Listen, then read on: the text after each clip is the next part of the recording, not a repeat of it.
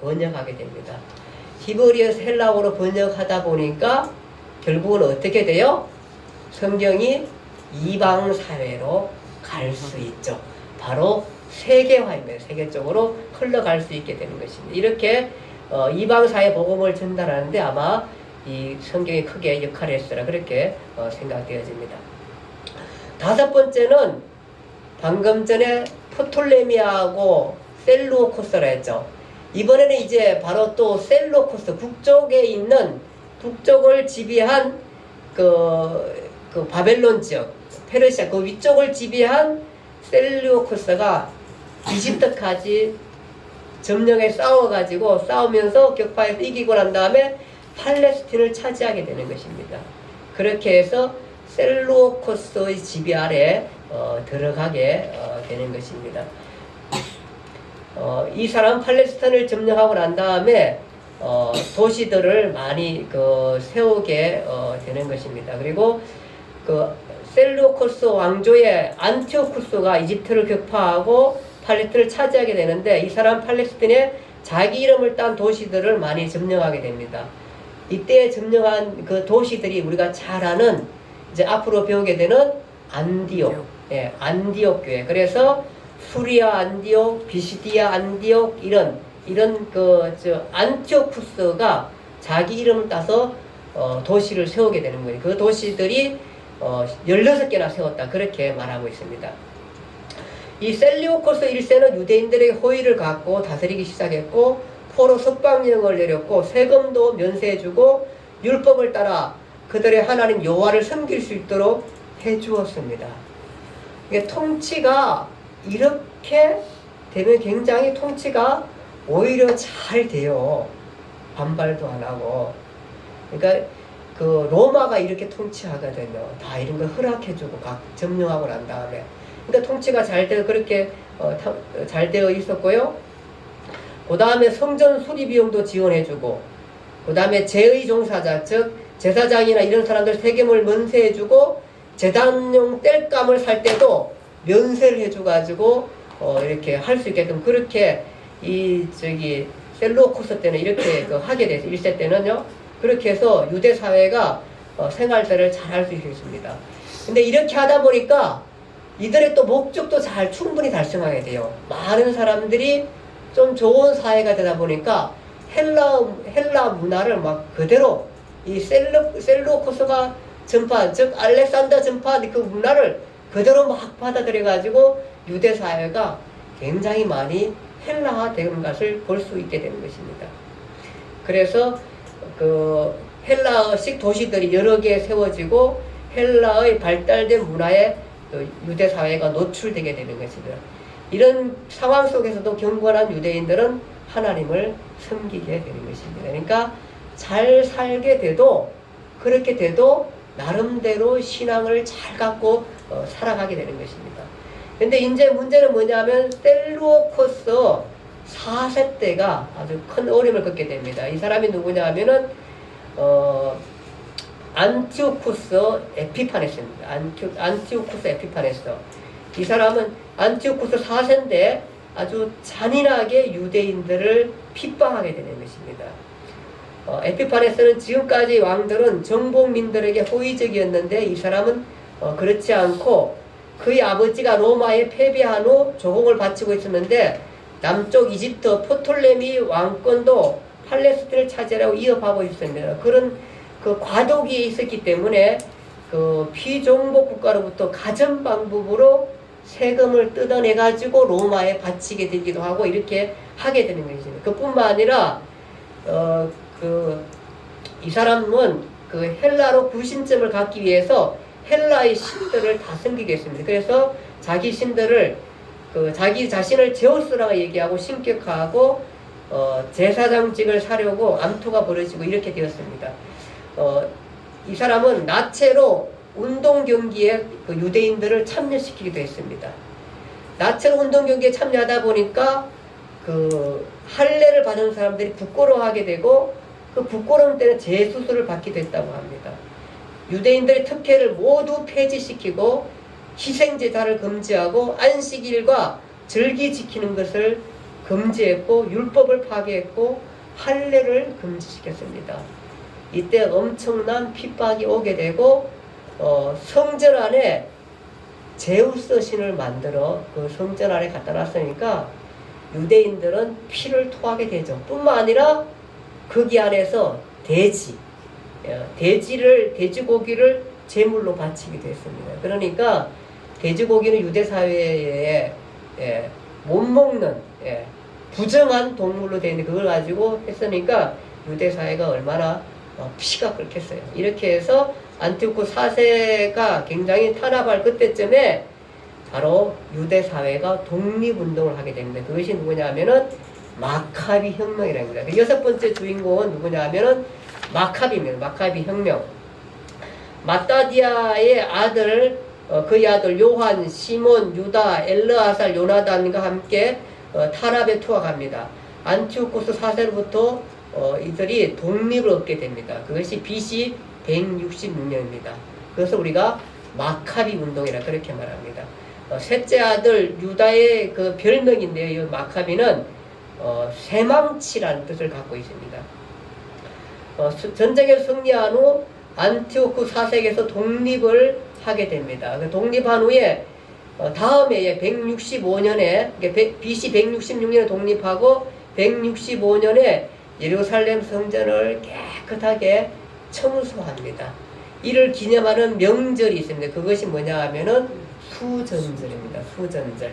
그러니까 이것이 마카비 혁명 때 생긴 절기인 것입니다. 수전절. 수전절. 마카비 혁명 때 생긴 절기입니다.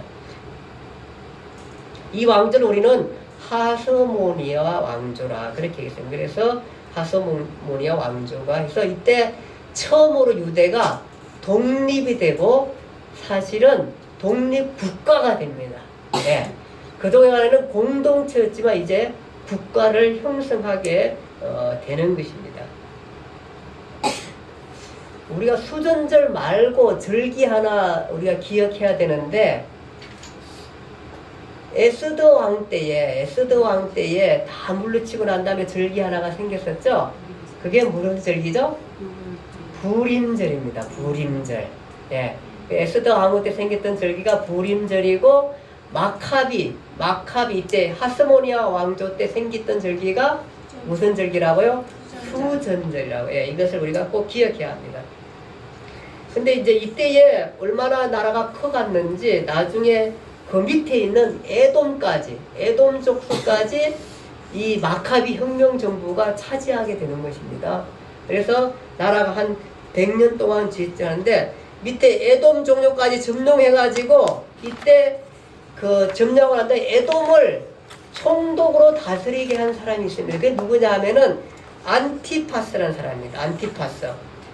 이 사람이 에돔 왕이었고 이 사람을 이제 마카비 정부가 그러니까 하스모니아 왕조가 밑에 있는 에돔을 점령하고 난 다음에 너가 여기 좀 관리하고 있어라. 그러니까 해서 총독으로 세운 사람이 바로 안티파스라는 사람입니다. 이 사람이 누구냐 하면은 대헤로당의 할아버지입니다. 할아버지. 그러니까 헤롯이 줄기가 어디냐 하면은 에돔입니다. 에돔.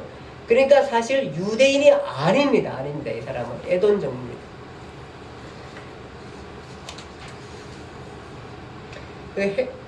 그 헤롯 가문이 나중에는 이제 점점 로마 세력의 덩을 잇고 커지게 되고 그 친로마 정책을 치면서 이 오히려 유대 사회 마카비 왕조에 반역을 하게 됩니다. 이들이 로마와 손을 잡고 유대 왕 자리를 나중에 차지하게 되는 것입니다. 이 예수님 당시 에돔 사람 헤롯 대왕이 있었고 그 위에 로마라는 큰 지배 세력이 있었습니다. 이제부터 유대인들은 이중 지배 구조의 압제한 틀 속에서 고통을 당하게 되는 것입니다.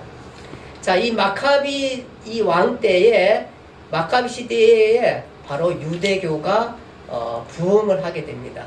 마따디아 즉 아버지로부터 시작해서 율법과 성전을 중심으로 성전 문화를 고수하게 되었고 마카비 시대는 유대교가 제도적으로 다져지는 시대가 되었고 예수님 시대의 영적 배경이 되었습니다. 율법 중심 에스라 시대 동일했고요. 그 다음에 개혁 운동의 핵심이 바로 율법이었습니다.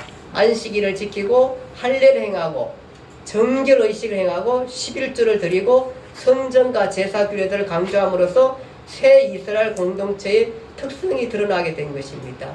이때 이름이 붙여진 것이 뭐냐 하면은 이스라엘이라는 이름입니다. 그래서 실제 이스라엘 국가가 탄생하게 된 것이 바로 이 마카비 정부 때인 것입니다. 율법을 중심으로 결속한 유대의 남은 자들의 나라를 가리키는 것입니다.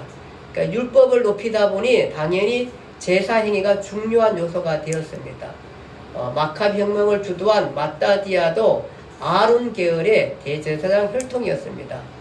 바로 하스모니아 왕조에서는 누가 대제사장이 되느냐가 누가 권력자이냐를 알려주게 되었던 것입니다. 자, 이런 이제 마카비 정부가 한 100년 동안 이 나라를 이끌게 돼서 독립국가를 형성하게 되는 것입니다. 자, 그 후에 이제 마지막 6번째가 로마가 주인이 되겠습니다. 로마가 헬라를 점령하고 난 다음에 BC 8세기 이탈리아 반도의 중간점에 생겨난 작은 도시국가가 로마인데 BC 270년경에는 이탈리아 반도를 점령, 통일하고 이때 잡혀온 노예들을 금투사로 만들었습니다. 금투사. 그래서 우리가 글래디에이터, 금노, 그 영화 있죠? 글래디에이터. 설민이 혹시 봤을까요? 한번 너네 설민이는 되게 재미있을 거예요. 왜냐하면 이제 노예 금투하는 거니까 한번 보세요. 이때가 나타난 게 바로 이때 로마가 그 이탈리아 모두를 점령하고 그때 잡은 그 노예 잡혀온 사람들, 노예로 삼았던 사람들, 그 사람들을 금투사로 데려와가지고 노예 경기를 그 칼싸움 이런 것들을 시켰던 것이 바로 그 영화의 내용인 것입니다. 보세요. 자, 이 금노들을 근데 이 금노들이 나중에 이제 반란을 일으켰죠.